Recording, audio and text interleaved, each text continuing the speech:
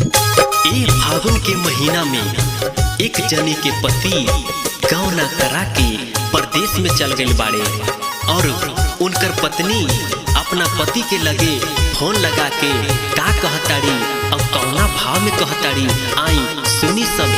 Presented by Satish Films।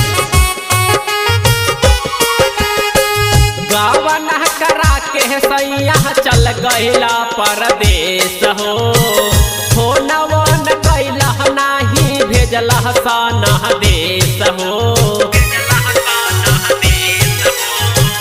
गावन करा के सैया चल गइला परदेश हो, फोनवन कैला नाही भेजला साना देश हो। असो होलिया में के डाली रंगवा सजनवा जब नहीं खह साथ में टेंशन भइल जाता तोहरे करनवा सजनवा इहे सोची बात में।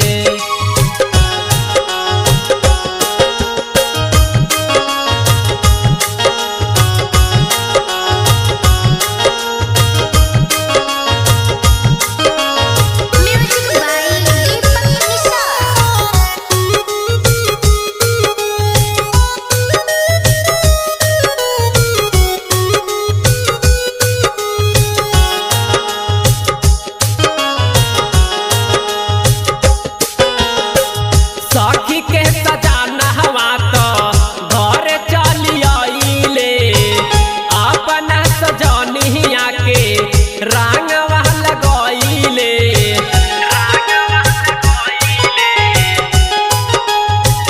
सखी के सजाना हवा तो घर चली आइले, अपना सजनिया के रंगवा लगइले।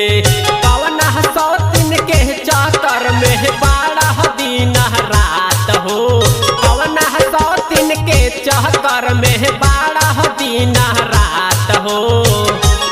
असो होलिया में के डाली रंगवा सजनवा जब नहीं खह साथ में टेंशन भइल जाता तोहरे करनवा सजनवा इहे सोची बात में।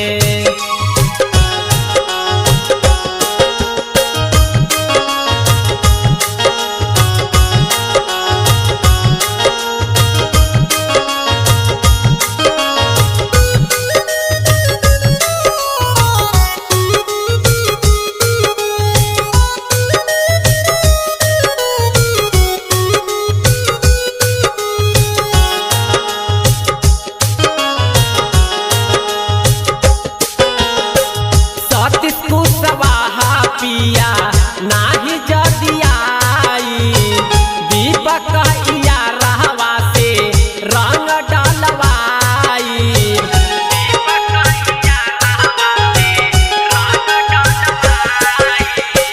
सतीश कुशवाहा पिया नाही जदियाई यारवा उदय से रंग डलवाई।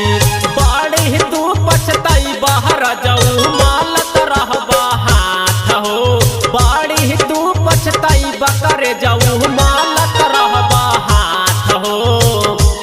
असो होलिया में के डाली रंगवा सजनवा जब नहीं खह साथ में टेंशन